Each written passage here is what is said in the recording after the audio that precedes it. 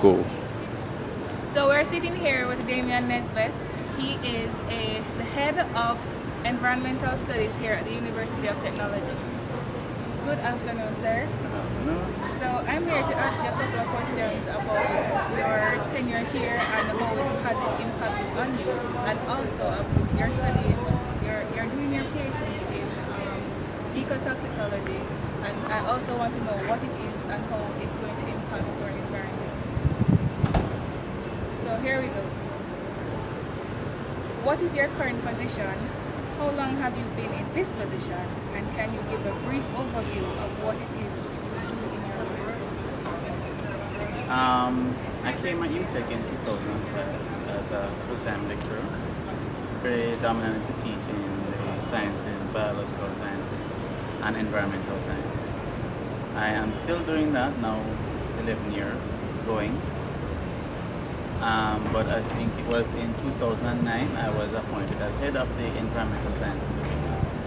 And I held that position for 3 years until thereafter I was on study leave. I came back and recently, effective August 1, I was reappointed as head of the division.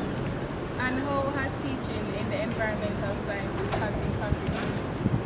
Well, I really appreciate that the environmental sciences has always been a great desire of mine to learn and to teach as well. And so it has helped me to really pass on some vital information to people. I always tell my students that they need to be a part of the global conversation.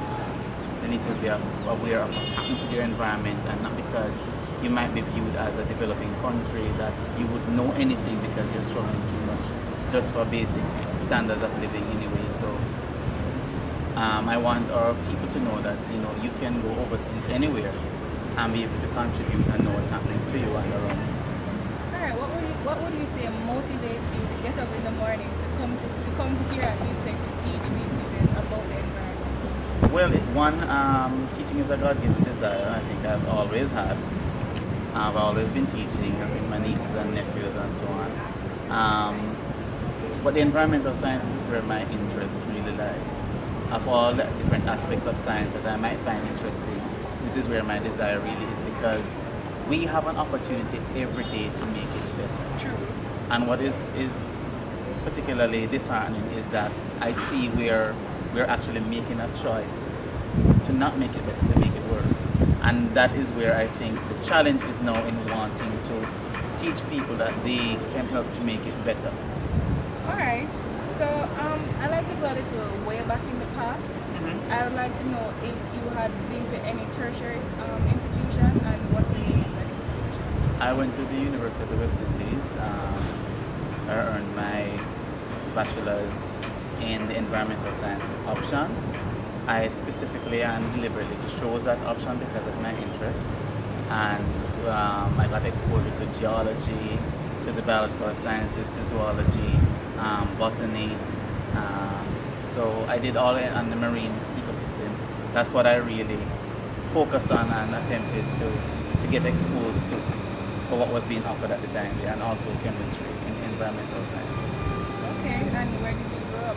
And how was that like for you? Well, I grew up in, I wouldn't say necessarily just rural Jamaica, but in a very agricultural town, Linstead, St. Catherine. And back in the 80s, 90s, being there was no great deal of public transportation. I had to walk most of the time from school back home, which was a good walk. I would walk from the town of How far? Linstead to home, which would be about 2 miles. Oh, wow. Yes, so it would take me about between 30 and 40 minutes to reach home. And sometimes in the mornings to get to school, I'd have to do that same trek back to the town to take a taxi to the school. So on a few occasions, I did walk from home to school, which would probably be about double the distance. So basically, you have to be very motivated to get up in the mornings to do that. Yes, do such kind a of, but long but I walk. liked getting up in the morning because one thing that Linstead is famous for is fog. Oh, I've yes. always heard about the Linstead fog, yes. You always have to Yes. drive at a snail's pace to That's make true. sure you don't have a collision in Linstead because of the fog. And I mean, when you walk in the morning, I remember my entire head would be wet, dripping wet, because of the heaviness of the fog that was there. But I kind of liked it, I must confess. because I it like it. basically made you into who you are today. Yeah, I just appreciated the environment. I enjoyed walking past the grass with the dew heavy on it, and it was just lots of greenery to see. Right. Where I grew up was also predominantly cane fields, and I saw that being transitioned into orange orchards, which is still is today predominantly orange orchards. And then now there was a river that flowed next to my neighborhood, so going swimming in the summer and seeing how things change, because the river used to flow for most of the year, and then now it came to a point where I noticed it. I thought I was weird, maybe, because I seem to have remembered very clearly that every summer it was getting hotter and hotter. Oh, wow. So And I have thought, you, is anybody else not taking note of this? But I'm feeling it getting hotter, and then the river dried up. okay. And the river would now only start to flow very infrequently throughout the year, only when there were periods of heavy rainfall. So you mentioned walking past cane fields. Have you been back recently to see if there's any still there? Very, very few, if any, at all. Because with the, I guess, death of the sugar industry almost, it was taken over by oranges, because at least we export the orange concentrate. So have anyone impacted on you for you to choose this field? Like any mentors? I couldn't pinpoint anyone in particular to say. It was just something that I found particularly interesting, because I've always loved nature, and I've always loved to appreciate my environment and what's around it. And when I saw how things were changing as a child growing up, I wanted to do something about it. So I think that desire motivated me more than any individual. Okay, so basically your love for nature and wanting for it to be better basically led you on this field. Yes. And so it was like a charm after finishing my first degree that that I went off directly into my master's right after, which looked at the impact of bauxite waste on the invertebrates of the upper river basin. But do you think though that for landfills with the poisonous gases that the bauxite gives off, do you think that there's any hope for them? For As it relates to growing any plants and those. oh well, that's a current project being undertaken right now by the Jamaica Bauxite Institute, where the rehabilitation of the Mount Russell Pond is supposed to be Right. the first of its kind, where they're trying to rehabilitate it to see if it can be conditioned or reconditioned to support plant life and animal life. I don't think they have yet completed that project. A colleague of mine is working on it.